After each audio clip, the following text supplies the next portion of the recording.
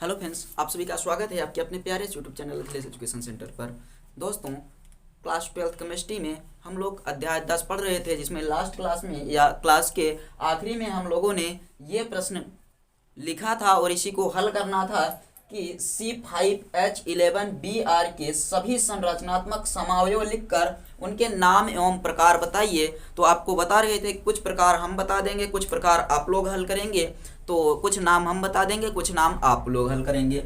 देखिए, संरचनात्मक समावयव के यानी कि C5H11Br, तो आप जानते हैं समावयवता किसे कहते हैं। संरचना सूत्र क्या हो, देखिए, जो रासायनिक सूत्र हो वो एक ही हो लेकिन उनकी संरचना भिन्न भिन्न हो, तो वो हो जाएगी संरचनात्मक समावयवता। तो C5H11Br को सबसे पहले हम लोग ऐसे लिख सकते हैं। देखिए, इसकी संरचना सूत्र लिख रहे हैं तो C कितनी बार है, 5 बार है, तो कर लेते हैं 5 बार। पहले ये कितनी बार हो गया, 2 और 3, 5 बार हो गया। और क्रम से यहाँ जोड़ देते हैं Br।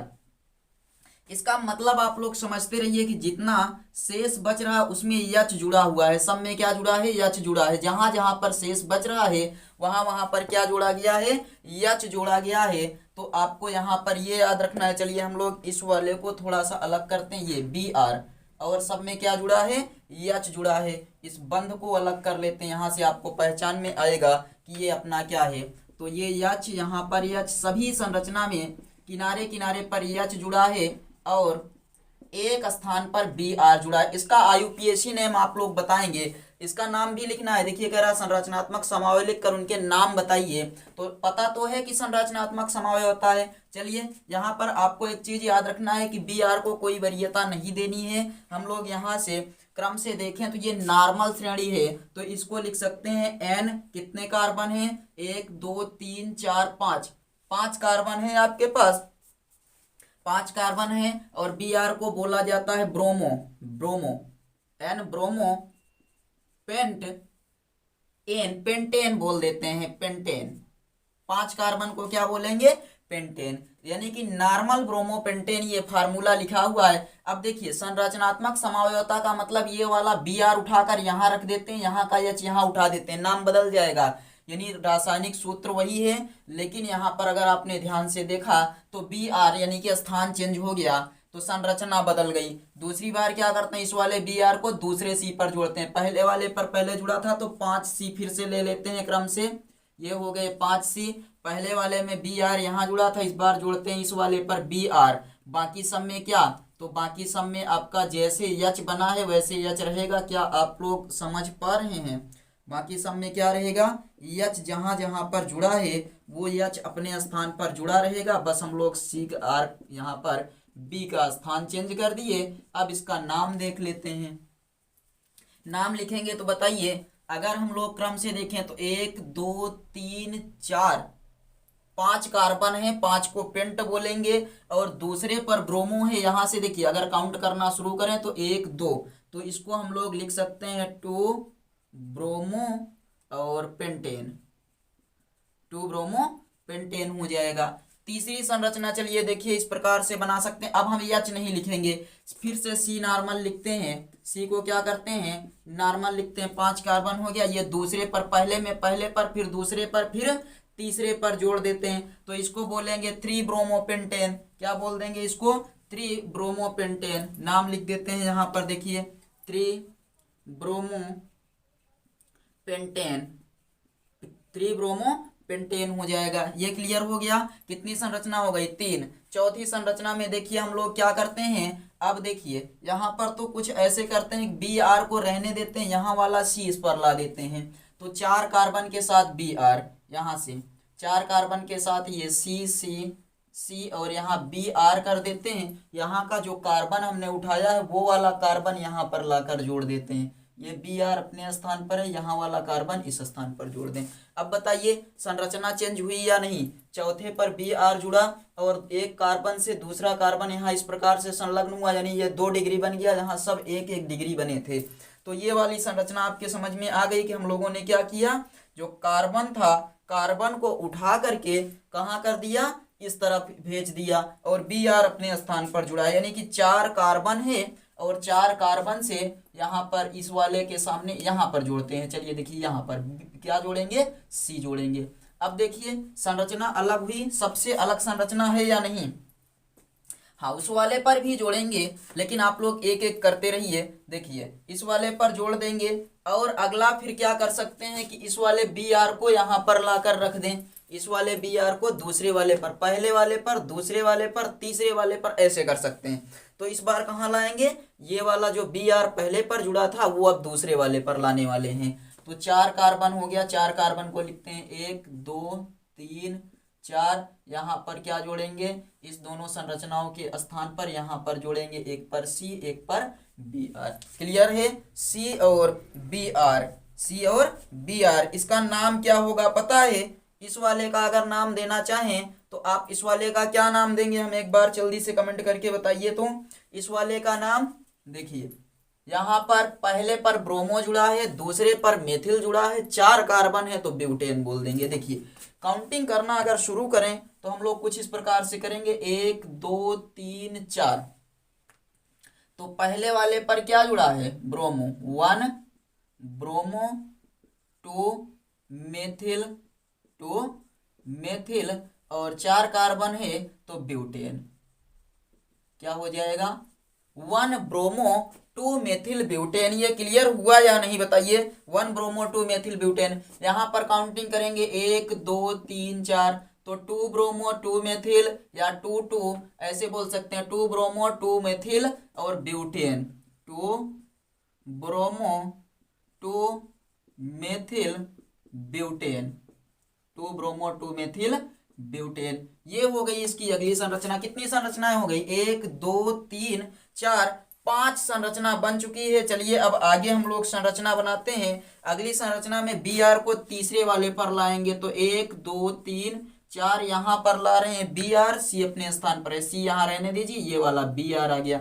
इस वाले का यूपीएससी नाम करने लगेंगे तो नाम में कहेंगे 1 2 3 4, क्योंकि Br को कोई वरीयता प्राप्त नहीं है। Br को कोई वरीयता जब नहीं प्राप्त है तो 1 2 3 4 बोलेंगे, 3 bromo 3 bromo 2 methyl 2 methyl butane, 2 methyl butane. ऐसे नाम करते हुए चले जाएंगे। क्या हम लोग यहाँ पर जोड़ सकते हैं, चौथे वाले कार्बन पर Br जोड़ सकते हैं, बिल्कुल जोड़ सकते हैं। तो जोड़ेंगे भी C, ये यहाँ से हो गया, ये वाला C अपने स्थान पर ऐसे जुड़ा रहने दीजिए, ये वाला C अपने स्थान पर जुड़ा रहने दीजिए, Br यहाँ जोड़ दीजिए। तो 4 ब्रोमो 2 मेथिल ब्यूटेन, ये हो जाएगा 4 bromo 2 methyl 2 methyl butane, 4 bromo 2 methyl butane. ये एक संरचना और बन गई। अब बताइए ये आपको क्लियर है या नहीं। अब हम लोग क्या करते हैं, 3 कार्बन ऐसे करते हैं, ये वाला कार्बन हो गया, यहाँ पर 2 कार्बन जोड़ दें, यहाँ पर Br जोड़ दें। बताइए सबसे अलग संरचना है, सबसे अलग संरचना है या नहीं। इन दोनों कार्बनों को इधर कर दिए और यहाँ पर जोड़ दिए Br, सबसे अलग की संरचना बन गई। इस वाले का नाम आप दे सकते हैं, देखिए 1 ब्रोमो 2 2 डाई मेथिल और उसके बाद 3 कार्बन है तो प्रोपेन। क्या बोलेंगे, एक पर ब्रोमो है तो 1 ब्रोमो और दूसरे पर 2 बार मेथिल जुड़ा है तो 2 2 di methyl, 2 2 di methyl propane, propane 2 2 di methyl propane हो जाए, क्योंकि दूसरे पर 2 बार मेथिल जुड़ा है तो उसको बोलेंगे 2 2 डाई मेथिल प्रोपेन और 1 ब्रोमो तो साथ में जुड़ा हुआ है। ये इसकी संरचनात्मक समावयवता हो गई। इतना आप लिख देंगे, इतना आपके लिए बहुत है। अब हम लोग सीखेंगे यहाँ पर निर्माण एल्किल हाइलाइड बनाने की विधियाँ। एक बार इस समावयवता को आप लोग स्क्रीनशॉट ले लीजिए, उसके बाद फिर हम लोग सीखते हैं निर्माण। निर्माण किस प्रकार से करेंगे उसको सीखेंगे, लेकिन एक बार आप लोग क्या करिए, इसका स्क्रीनशॉट ले लीजिए, तब देखेंगे एल्किल हाइलाइड बनाने की विधियां। और सभी विधियों पर हम लोग चर्चा करने वाले हैं, सभी महत्वपूर्ण विधियां हैं। एक बार स्क्रीनशॉट आप लोग ले लीजिए। तो हमें लगता है स्क्रीनशॉट ले लिए होंगे। चलिए अब इसको मिटाकर हम लोग लिखते हैं एल्किल हाइलाइड बनाने की विधियां। आपसे परीक्षा में पूछा जाता है निम्नलिखित समीकरण को पूरा कीजिए, या फिर क्या होता है जब ऐसे करके पूछा जाता है, तो वो सब आपको करवाएंगे। आपकी जितने भी एनसीईआरटी में प्रश्न हैं, बस आप लोग जुड़े रहिए सेशन में और सेशन को लाइक और शेयर कर दीजिए। चैनल पर नए हैं तो सब्सक्राइब कर लीजिए और अब हम लोग आगे देखते हैं बनाने की विधियां, पहले सीख लेते हैं फिर एक्सरसाइज भी करेंगे। आप लोग सेशन में जुड़े रहिए बस। हेडिंग अगली जो लिखेंगे आप वो है, अगली हेडिंग जो आपकी है वो लिखेंगे एल्किल हाइलाइड बनाने की विधियां। एल्किल हाइलाइड, एल्किल हाइलाइड बनाने की विधियां। और आपको जो विधियां सिखाएंगे वो बहुत महत्वपूर्ण विधियां आपकी परीक्षा में पूछी जाती हैं। यहीं से आपको प्रश्न बनाना भी सिखा देंगे आप लोग। जैसे फिजिक्स पढ़ लिए हैं, कोई समस्या नहीं होती, कहीं से भी कोई भी टॉपिक पूछ लिया जाए, तो वैसे ही केमिस्ट्री में भी आप लोग सीख जाएंगे। बस एक आध चैप्टर पहले रुक कर थोड़ा सा समझने का प्रयास कीजिए, आप सबका अपने आप दिमाग लगने लगेगा इस वाले में भी। चलिए आगे बढ़ा जाए। तो सबसे पहले जो इसका निर्माण हम सीखेंगे वो एल्कोहल द्वारा सीखेंगे कि एल्कोहल द्वारा इसका एल्किल हाइलाइड कैसे बनाया जाता है। तो यहाँ नंबर 1 लिखिएगा और यहाँ लिखिए ALCOHOL, एल्कोहल द्वारा, बाई एल्कोहल।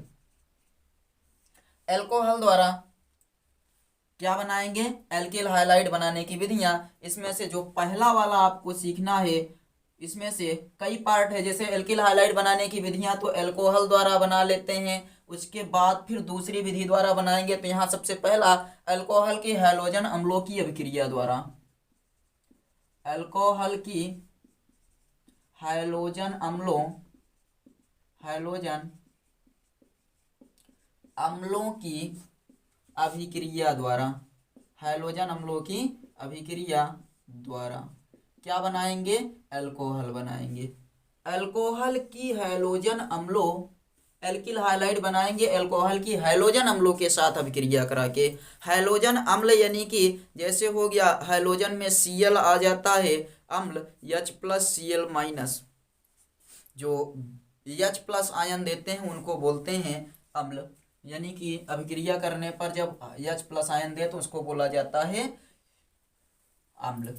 अल्कोहल की हैलोजन अम्लों के अभिक्रिया द्वारा आप यहाँ पर बताएंगे कि मोनोहाइड्रिक अल्कोहल को जब हैलोजन अम्लों के साथ अभिकृत किया जाता है तो संगत एल्किल हाइलाइड प्राप्त होता है। मोनोहाइड्रिक अल्कोहल को हैलोजन अम्लों के साथ अभिक्रिया कराने पर संगत एल्किल हाइलाइड प्राप्त होता है। ये आप लिख लीजिएगा। यहाँ पर सबसे पहले लिखेंगे मोनोहाइड्रिक अल्कोहल को, मोनोहाइड्रिक अल्कोहल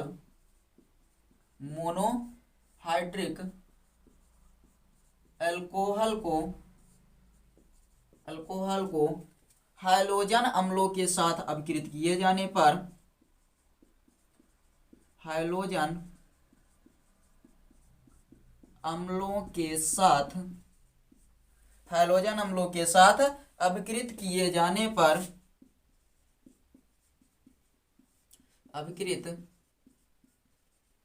जाने पर संगत एल्किल हाइलाइड प्राप्त होता है, एल्किल हाइलाइड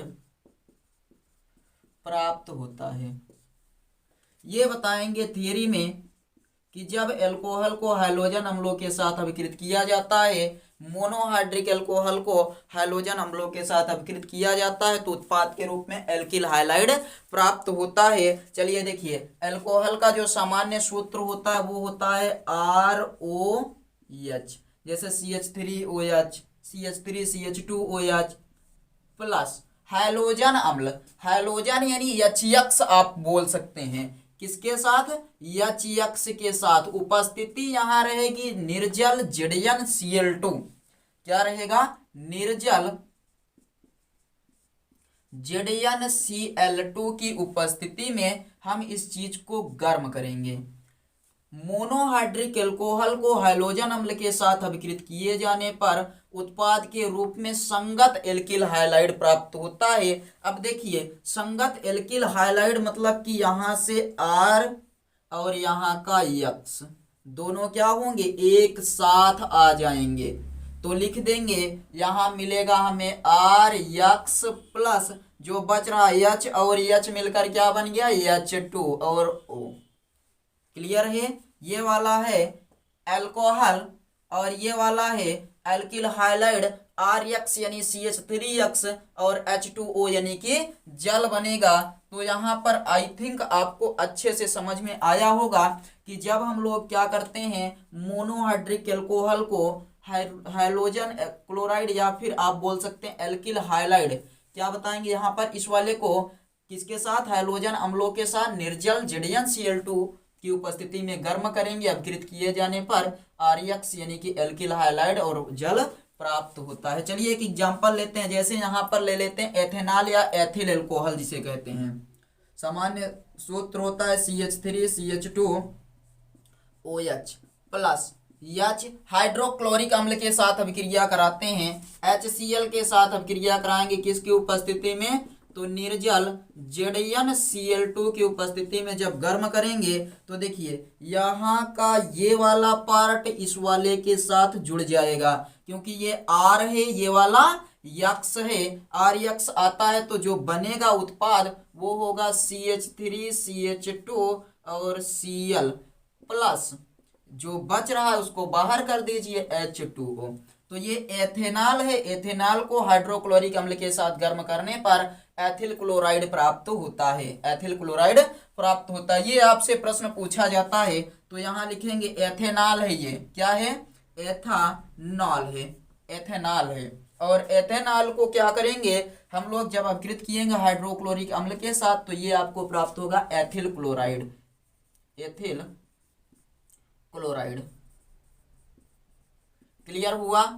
कोई और एक और देख लें यहाँ पर एग्जाम्पल, तो यहाँ पर एक और अगर देखें तो यहाँ ले सकते हैं CH3OH या Cl के साथ गर्म करेंगे, इसकी उपस्थिति में CH3Cl प्राप्त हो जाएगा जिसे बोलेंगे मेथिल क्लोराइड। और ये सामान्य सूत्र याद रखेंगे तो यहाँ पर आपको कोई समस्या नहीं आएगी कि एल्किल हाइलोजन अम्लों के साथ हम लोग क्या करते हैं अल्कोहल की अभिक्रिया कराते हैं, मोनोहाइड्रिक अल्कोहल की अभिक्रिया कराते हैं, एल्किल हाइलाइड प्राप्त होता है। यहाँ आपको दो चीजें नोट में याद रखनी है कि जो अल्कोहल होता है उसकी क्रियाशीलता क्या होगी, अल्कोहल की जो क्रियाशीलता होती है उसकी, और हाइलोजन अम्लों की क्रियाशीलता।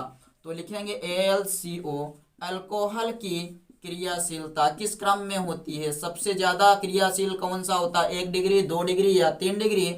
और दूसरा हाइलोजन अम्ल की क्रियाशीलता, बहुत जरूरी चीज है ये, हाइलोजन अम्ल की क्रियाशीलता। दोनों में आपको समझना है कि अल्कोहल की क्रियाशीलता किस क्रम में होती है और हाइलोजन अम्लों की क्रियाशीलता किस क्रम में होती है। तो बताएंगे जो सबसे ज्यादा क्रियाशील होता है वो 3 डिग्री होता है, फिर 2 डिग्री, और सबसे कम कौन सा, 1 डिग्री अल्कोहल सबसे कम क्रियाशील होता है। एक प्रश्न अभी इसी पर बना रहे हैं या अल्कोहल वाले चैप्टर में उस प्रश्न को भी आपको वो प्रश्न भी देखने को मिल जाएगा। यहाँ से दूसरा देखिए, जो हाइलोजन अम्ल होता है उसकी जो क्रियाशीलता होती है वो सबसे ज्यादा क्रियाशील HI, फिर HBr, फिर सबसे कम जो क्रियाशील होती है वो HCl होती है। तो ये क्रियाशीलता का घटता क्रम है। और अल्कोहल की क्रियाशीलता का घटता क्रम 3 डिग्री 2 डिग्री और 1 डिग्री। हाइलोजन अम्ल की क्रियाशीलता का घटता क्रम सबसे ज्यादा क्रियाशील हाइड्रोजन आयोडाइड, फिर हाइड्रोजन ब्रोमाइड, और फिर सबसे कम क्रियाशील जो होती है वो है हाइड्रोजन क्लोराइड गैस। ये चीज आप नोट कर सकते हैं, इंपॉर्टेंट टॉपिक है आपके लिए। और हमें लगता है ये अच्छे से समझ में आया होगा कि अल्कोहल द्वारा हम लोग किस प्रकार से एल्किल हाइलाइड बनाते हैं। पहली विधि है ये, अल्कोहल कि हाइलोजन अम्लों के साथ अभिक्रिया द्वारा एल्किल हाइलाइड प्राप्त करने के लिए क्या किया जाता है, हाइलोजन अम्ल के साथ निर्जल ZnCl2 की उपस्थिति में गर्म करने पर संगत एल्किल हाइलाइड उत्पाद के रूप में प्राप्त हो जाता है। नोट कर लीजिए। उसके बाद फिर हम लोग अल्कोहल द्वारा देखते हैं कि जब अल्कोहल की फास्फोरस हाइलाइड से अभिक्रिया कराई जाती है तो क्या होता है। तो ये वाला मिटाते हैं, अब दूसरा वाला लिखते हैं फास्फोरस हाइलाइड, जिसे हम लोग बोलते हैं, हाइलाइड का मतलब समझ रहे हैं, जो आपका होता है फास्फोरस हाइलाइड का मतलब फास्फोरस पेंटाक्लोराइड और फास्फोरस ट्राइक्लोराइड।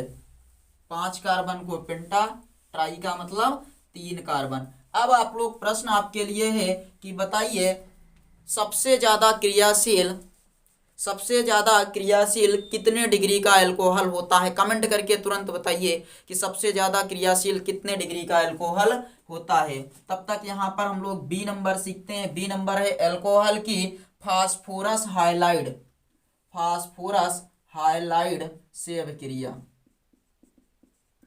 फास्फोरस हाइलाइड की अभिक्रिया द्वारा, अल्कोहल की फास्फोरस हाइलाइड से अभिक्रिया द्वारा, आप ऐसे लिख लीजिए, फास्फोरस हाइलाइड से अभिक्रिया द्वारा किस प्रकार से एल्किल हाइलाइड बनाएंगे उस चीज को आपको समझना है। तो दो उत्पाद आपको यहाँ पर दो अभिकारक मिलेंगे एल्कोहल द्वारा जब हम क्रिया कराएंगे।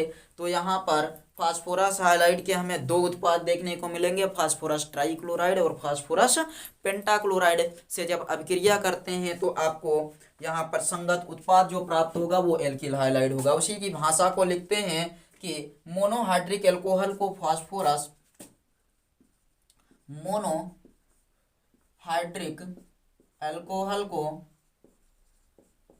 को फास्फोरस हाइलाइड, फास्फोरस हाइलाइड के साथ,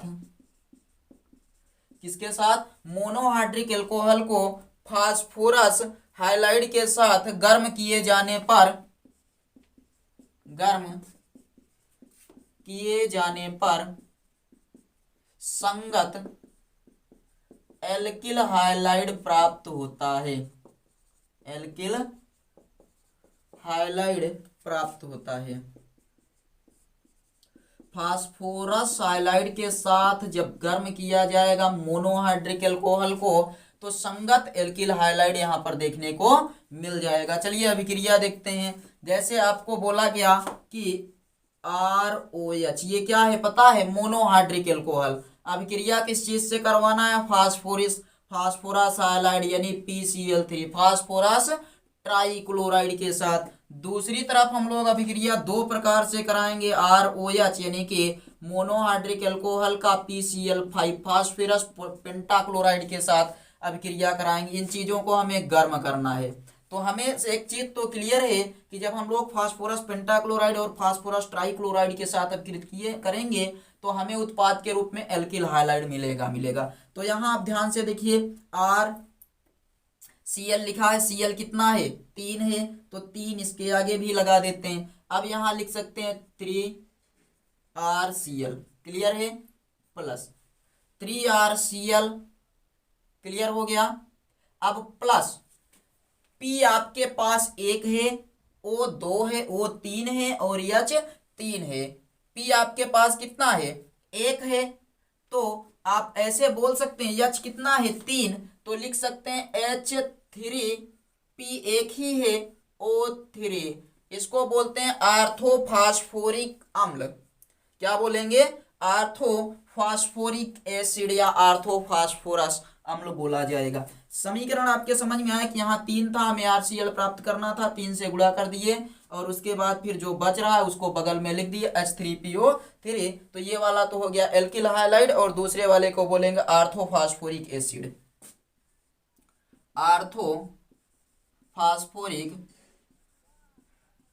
फास्फोरिक एसिड है ये तो समझ में आ गया कि चलिए हम लोग फास्फोरस टेट्राक्लोराइड से अब क्रिया कराएंगे। ये है फास्फोरस टेट्राक्लोराइड,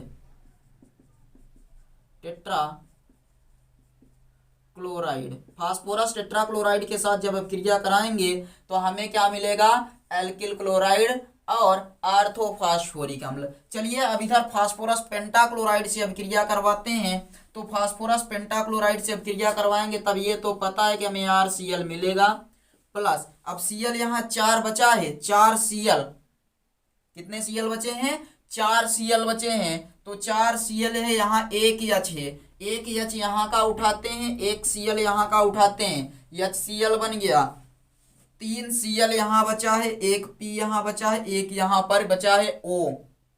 क्या क्या बचा है? 3 Cl, 1 P, 1 O बचा है। 3 Cl, 1 P, 1 O, तो POCl3 इसको बोल सकते हैं POCl3, जिसका नाम हो जाएगा फास्फोरिल क्लोराइड।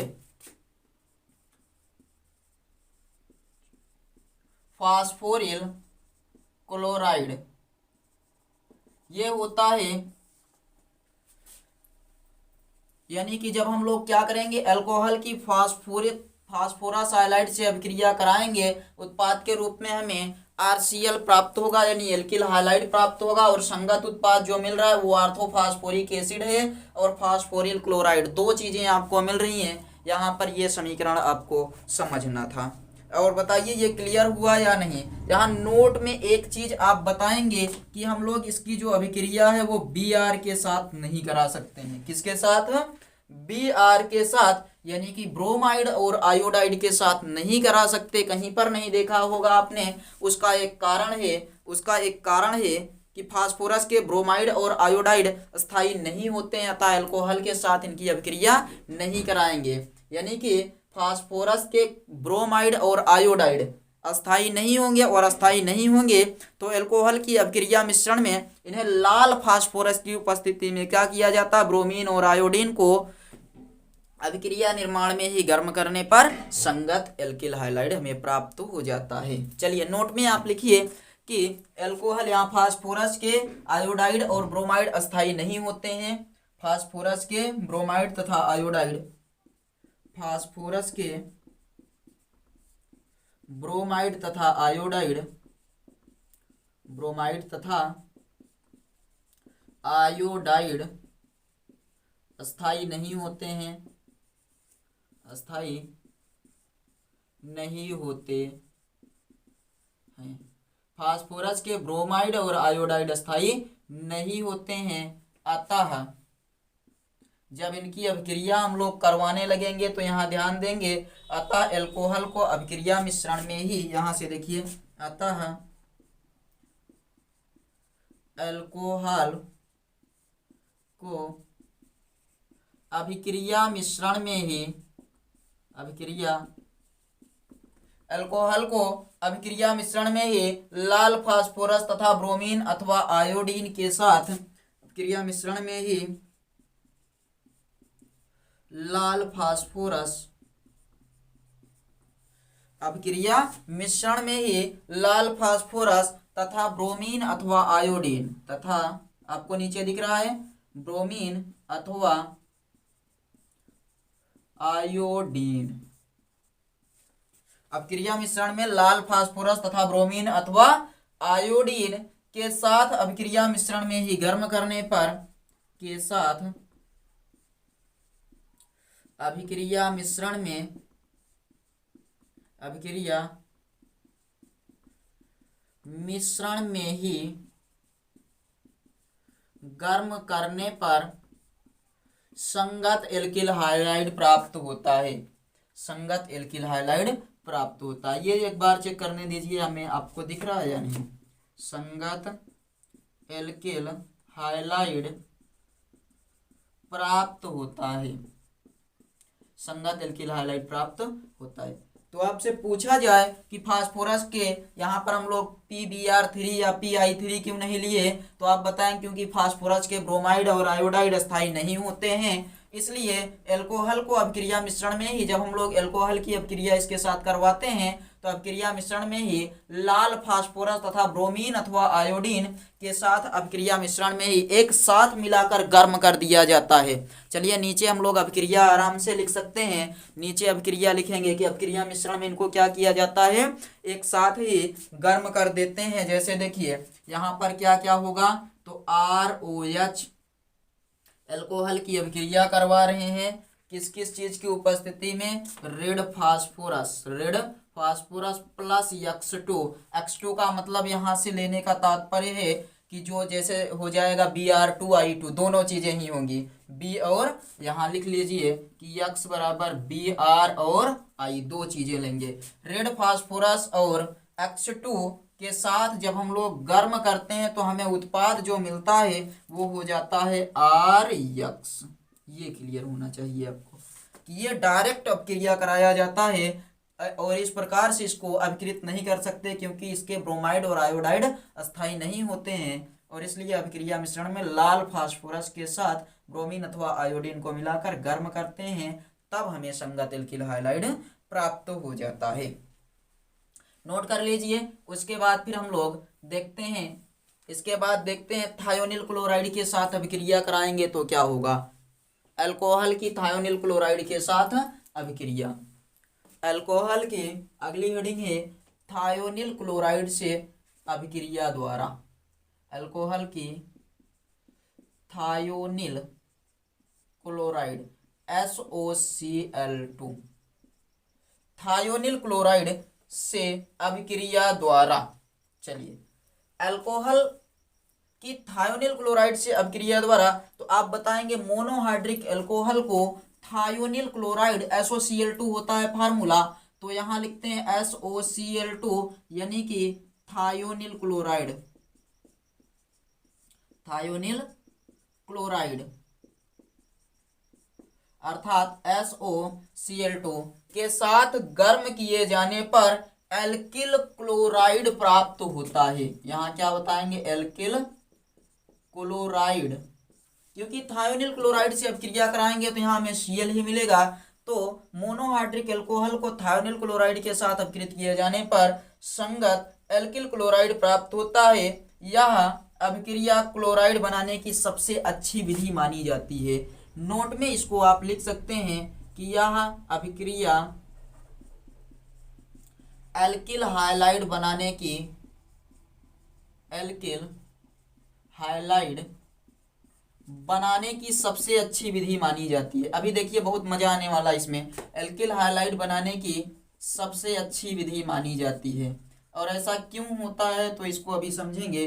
अच्छी विधि मानी जाती है क्योंकि यहाँ पर आप बताएंगे कि जो शेष अवशेष हमें प्राप्त होंगे, जो अवशेष प्राप्त होंगे वो क्या होंगे, आराम से अलग कर लिए जाएंगे। जैसे आपको इसके साथ अवशेष मिलने वाला है SO2 गैस, तो गैस तो ऊपर चली जाएगी, और दूसरा हाइड्रोक्लोरिक अम्ल भी, ये भी ऐसे आपको मिलेगी गैस के फॉर्म में, तो वो भी ऊपर चली जाएगी।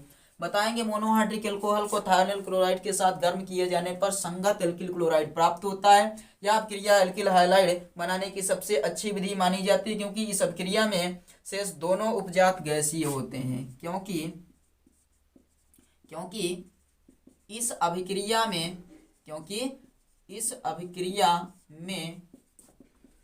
शेष दोनों उपजात गैसीय होते हैं, यानी कि गैस के रूप में अलग हो जाएंगे, गैसीय होते हैं क्योंकि शेष दोनों उपजात गैसीय होते हैं। और उसके बाद फिर आप बताएंगे कि जो अभिक्रिया मिश्रण से निकलकर शुद्ध एल्किल क्लोराइड देते हैं। जब गैसीय हैं तो दोनों निकल जाएंगे, तो वही बता दीजिए कि जो अभिक्रिया मिश्रण से, जो क्या बताएंगे कि जो अभिक्रिया मिश्रण से निकलकर, अभिक्रिया मिश्रण से निकलकर शुद्ध एल्किल क्लोराइड देते हैं, क्लोराइड देते हैं। देखिए आपको बोला गया कि मोनोहाइड्रिक एल्कोहल को थायोनिल क्लोराइड से अपकृत किए जाने पर संगत एल्किल क्लोराइड प्राप्त होता है।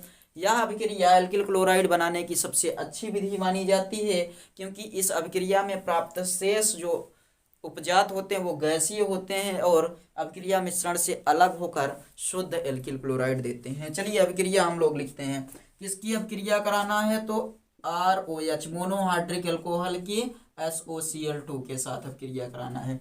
जब इसकी अभिक्रिया हम लोग करवाएंगे तो एक चीज तो क्लियर है कि RCl बनेगा ही बनेगा। RCl क्या बनेगा, बनेगा ही बनेगा। अब देखिए यहाँ आपको एक चीज और देखने को मिल रहा है, एक चीज और देखने को यहाँ पर आपको मिल जाता है जो कि कुछ इस प्रकार से है। देखिए RCl बनेगा H, और उसके बाद ध्यान से अगर देखें तो यस है, O है, यानी कह सकते हैं SO2 गैस के फॉर्म में प्राप्त होगा प्लस दूसरा चीज जो आपको प्राप्त होगा, यहाँ Cl है और यहाँ पर क्या है, Cl है और ये वाला H है, तो लिख दीजिए HCl। ये भी क्या हुआ, गैस। तो दोनों, अगर ये दोनों गैसीय उपजात हैं, बाहर निकल जाएंगे, तो बताइए ये शुद्ध एल्किल क्लोराइड है या नहीं। ये क्या है, शुद्ध एल्किल क्लोराइड। शुद्ध एल्किल क्लोराइड प्राप्त करने की ये विधि जो है अल्कोहल की थायोनिल क्लोराइड से अपक्रिया द्वारा सबसे अच्छी विधि मानी जाती है, क्योंकि यहाँ पर आपको बताया गया कि जो शेष उपजात होंगे वो गैसीय होंगे और गैस बनकर निकल जाएंगे, तो आपको RCl शुद्ध फॉर्म में प्राप्त हो जाएगा। इसको नोट कर लीजिए। उसके बाद फिर हम लोग यहाँ पर थोड़ी सी एक चीज, एक पॉइंट और इसके बारे में देखते हैं थोड़ा सा, कि मोनोहाइड्रिक एल्कोहल को हम लोग यहाँ अभिक्रिया करवाने वाले हैं अलग अलग रूप में इसकी अभिक्रिया करवाने वाले बताएंगे। मोनोहाइड्रिक एल्कोहल को KBr तथा H2SO4 के साथ गर्म करने पर संगत एल्किल ब्रोमाइड प्राप्त होता है। मोनोहाइड्रिक एल्कोहल को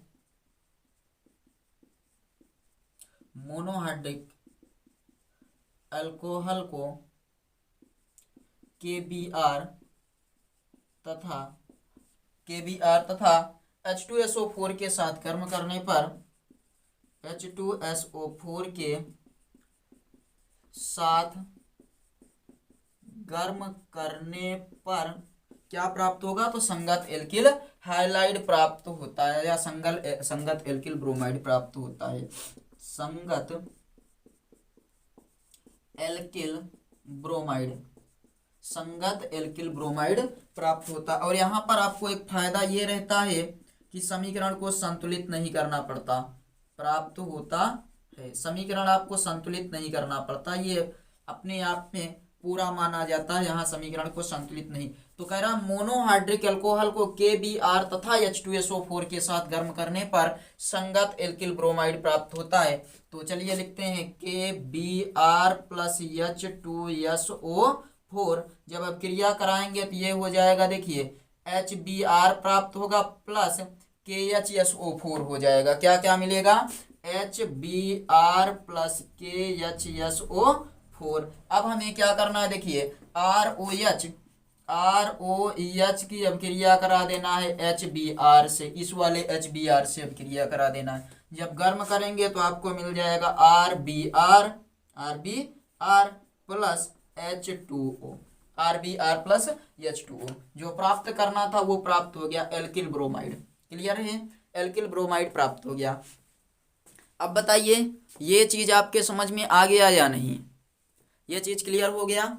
बताएंगे कि अल्कोहल की थायोनिल क्लोराइड से अभिक्रिया द्वारा कैसे हम लोग सबसे अच्छी विधि बना दिए इसको, अल्कोहल से एल्किल हाइलाइड बनाने की सबसे अच्छी विधि। अब यहाँ पर आपको एक चीज याद रखना है कि यहाँ जब हम लोग फिनाल की बात करेंगे तो इस विधि द्वारा फिनाल भी बन जाना चाहिए, यानी कि यहाँ हम लोग ये लिए ROH, यहीं C6H5OH कर दें तो वो फिनाल हो जाता है। क्या हो जाएगा, फिनाल हो जाएगा C6H5OH। तो क्या इसे फिनाल द्वारा भी बनाया जा सकता है, R के स्थान पर C6H5 ही तो करना है, तो क्या बनाया जा सकता है, ऐसा सीखना है। और आज का यही लास्ट टॉपिक अपना रहने वाला, उसके बाद हाइड्रोकार्बन की अपक्रिया द्वारा कल पढ़ेंगे।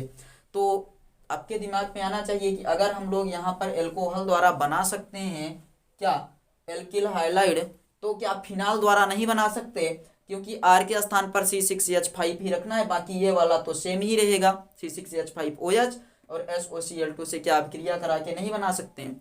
तो यहाँ पर बताएंगे एक कारण कि क्यों नहीं बनेगा, उसी चीज को हम लोग सीखने वाले हैं। तो इसको नोट कर लीजिए। उसके बाद फिर आखिरी टॉपिक आज की क्लास का आखिरी टॉपिक, उसके बाद हाइड्रोकार्बन द्वारा एल्किल क्लोराइड हम लोग अगली क्लास में बनाएंगे। और ये चीज़ अगर समझ में आ रहा हो तो आप लोग कमेंट करके बता सकते हैं हमें कि केमिस्ट्री पढ़ने में मज़ा आ रहा है या नहीं। नोट बताएंगे कि अभी तक जितनी भी विधियां हम लोगों ने अपनाया एल्कोहल द्वारा एल्किल हाइलाइड बनाने की, क्या उन सभी विधियों का प्रयोग फिनाल की सहायता से हम लोग कर सकते हैं एल्किल क्लोराइड बनाने में। तो लिखिए उपरोक्त विधियों का प्रयोग, ऊपर जितनी भी विधियां अपनाई गई हैं, उपरोक्त विधियों का प्रयोग फिनाल से एरिल हाइलाइड प्राप्त करने में नहीं किया जा सकता। C6H5OH यानी फिनाल से, जैसे यहाँ एल्किल हाइलाइड वैसे वहां एरिल हाइलाइड प्राप्त करने में नहीं किया जा सकता। प्राप्त करने में नहीं किया जा सकता। क्यों नहीं किया जा सकता है उसको समझिए।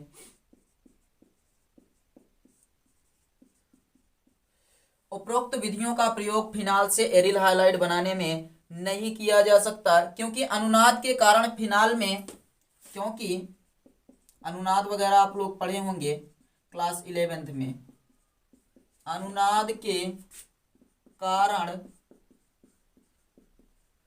फिनाल में जो आपका आखिरी वाला बंध होता है जिसे हम लोग नाम देते हैं COH आबंध में, तो आप यहां बताएंगे फिनाल में आखिरी में COH आबंध में आंशिक द्विध्रुव का गुण आ जाता है। किसका गुण? आंशिक रूप से द्विबंध का गुण आ जाता है। COH आबंध में आंशिक रूप से द्विबंध का गुण आ जाता है। द्विबंध का गुण आ जाता है। उपरोक्त विधियों का प्रयोग फिनाल से एरिल हाइलाइड बनाने में नहीं किया जा सकता क्योंकि अनुनाद के कारण फिनाल के COH आबंध में आंशिक रूप से द्विबंध का गुण आ जाता है, जिससे उसका बंध विदलन कठिन हो जाता है। जिससे उसका बंध विदलन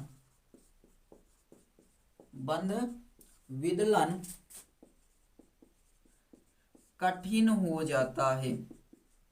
जिससे उसका बंध विदलन कठिन हो जाता है। तो याद रखिएगा कि उपरोक्त विधि जो हमने बनाया अल्कोहल से क्या बनाया? एल्किल क्लोराइड या एल्किल हाइलाइड। तो उसी प्रकार से क्या फिनाल से एरिल हाइलाइड बना सकते हैं? तो बताएंगे नहीं बनाया जा सकता। क्यों? क्योंकि जो फिनाल होता है उसमें अनुनाद के कारण फिनाल के COH आबंध में आंशिक रूप से द्विबंध का गुण आ जाता है, जिससे उसका बंध विदलन कठिन हो जाता। अब समझिए, हम लोग यहाँ पर बताते हैं कि क्यों नहीं कर सकते। इस विधि का उपयोग आपको यहाँ पर समझना है। ये चीज हम लोग फिनाल की संरचना बना रहे हैं। देखिए ये O हो गया, यहाँ पर क्या बना? H बना। O हो गया और H बना। ये फिनाल का हम लोग संरचना फिनाल के लिए बना रहे हैं। देखिए यहाँ से क्या करेंगे, ये वाला हटेगा, इस वाले बंध पर आएगा, और जब इस वाले बंध पर आएगा तो ये वाला बंध यहाँ से गायब होगा।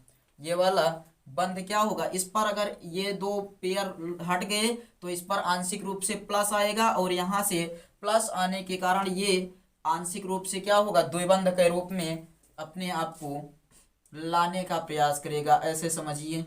ये वाला फिर क्या हो जाएगा? अपने स्थान पर ये इस प्रकार से बना हुआ है, और ये अब यहाँ से हटना शुरू होगा। ये कहाँ क्या होगा? अब हटना शुरू होगा। ये इस प्रकार से ये वाला देखिए यहाँ का पेयर इस पर आया तो ये द्विबंध बना, ऊपर आंशिक रूप से धन आया, यह अपने स्थान पर है। ये वाला दो बचा हुआ है, दो क्या है? बचा हुआ है। इसको आप दर्शाइए या ना दर्शाइए, इतना क्लियर है। अब यहाँ से क्या करेंगे, जब ये यहाँ आएगा तो यहाँ वाला जो पेयर होगा वो आगे बढ़ेगा। पेयर होगा क्या करेगा? आगे बढ़ेगा, और ये इस पर अटैक करेगा। और जब इसका अटैक यहाँ होगा तो ये वाला जो बंद होगा ये आगे अटैक करेगा, और यहाँ पर बंद का अटैक होने के कारण ये कुछ इस प्रकार से आपको दिखाई देने लगेगा। क्लियर हुआ? आगे बढ़ते हैं। इसके बाद की संरचना फिर से देखिए, आगे किस रूप में परिवर्तित होगा यही। तो आगे फिर से ये अब परिवर्तित होने वाला है। हम लोग यहाँ सीख रहे हैं किस प्रकार से। देखिए ये वाला तो यहाँ से हट गया, ये इस पर अटैक किया तो ये आगे बढ़ा, यहाँ से फिर ये वाला इस पर अटैक किया तो ये इस प्रकार से बन गया। अब क्या होगा कि ये वाला अब यहाँ पर ये हट चुका, ये दोनों बचे, ये वाले की अटैक की बारी है आगे कर। अब ये अटैक करने वाला है, तो यहाँ पर आपका इस प्रकार से होगा द्विबंध O प्लस यहाँ H। ये वाले में हमें कोई नहीं, कुछ भी परिवर्तन नहीं करना। यहाँ पर जो ये वाला आया था पेयर, इस वाले का अटैक ऊपर होगा अगले भाग में, और यहाँ का एक बंध हटकर इस वाले पर आ जाएगा। इस वाले पर अगले वाले में ये बंध हटकर यहाँ आने वाला है। आगे देखिए, अब ये फिर से अपने आप को परिवर्तित करेगा, O प्लस H, और ये वाला अभी इस वाले स्थान पर आ चुका है। देखिए ये यहाँ गया तो ये वाला हटकर इस पर आया, किस पर, इस वाले पर। ये द्विबंध ये इसका इस पर अटैक होगा और ये अपने स्थान पर बने रहेंगे, अपने स्थान पर क्या होंगे, बने रहेंगे। अब यहाँ से फिर क्या होगा कि ये वाला इस रूप में फिर से परिवर्तित होना शुरू हो जाएगा, और जब इन सबकी बाद जो हमें संरचना प्राप्त होगी वो कुछ इस प्रकार से होगी। आंशिक रूप से जो द्विबंध का गुण आ रहा है उसको समझिए, ये बंध घूम रहा है, बंध क्या हो रहा है, घूम रहा है, और इसी कारण इस वाली संरचना पर हमें द्विबंध का, या फिर आप कह सकते हैं फिनाल पर COH में आपको क्या देखने को मिल रहा है, आंशिक रूप से द्विबंध का गुण उत्पन्न हो जाता है, जिससे इसका बंध विदलन क्या होता है, कठिन हो जाता है, जिससे इसका बंध विदलन क्या होगा, कठिन हो जाएगा। ये इसकी संरचना है, बंध विदलन यानी कि बंध को तोड़ना कठिन हो जाएगा। और इस चीज को आप यहाँ पर अगर ना समझ पाए हो तो कोई दिक्कत नहीं, अगले चैप्टर में है, उसमें फिनाल द्वारा जब हम लोग बनाएंगे तो एक बार फिर से इसको सीखेंगे। और आप भी यहाँ पर ये चीज फोकस करिए, इम्पोर्टेंट जो आपके लिए है वो ये, अगर दर्शा देंगे तब तो अच्छी बात है, और अगर नहीं दर्शा पाए तो कोई दिक्कत नहीं है, एक बार भी मौका है। लेकिन आपको ये याद रखना है, उपरोक्त विधि का प्रयोग फिनाल द्वारा एरिल हाइलाइड बनाने में नहीं किया जा सकता, क्योंकि अनुनाद के कारण फिनाल में COH आबंध पर आंशिक रूप से द्विबंध का गुण आ जाता है, जिससे उसका बंध विदलन कठिन हो जाता है। क्लियर है? चलिए, सो आप लोग इस चीज को तैयार कर लीजिएगा। Thanks for watching. हम लोग अब क्या करेंगे, मिलेंगे अगले वीडियो में। अगले वीडियो में जब मिलेंगे तो इसके आगे के टॉपिक देखेंगे कि किस प्रकार से हाइड्रोकार्बन का प्रयोग करके हम लोग अब बनाएंगे एल्किल हाइलाइड। तो चलिए, आप लोग तब तक तैयार करिए और कमेंट में एक अच्छा सा कमेंट कर दीजिएगा कि आप सबको सेशन पसंद आ रहा है या नहीं। हम लोग मिलेंगे अगले वीडियो में, तब तक के लिए सबको जय हिंद।